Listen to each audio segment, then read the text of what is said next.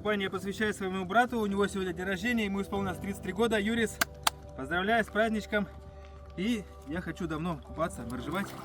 Сегодня первое мое купание. Возможно, это начинание чего-то нового. Может и нет, я не знаю. Ну, вы свидетели.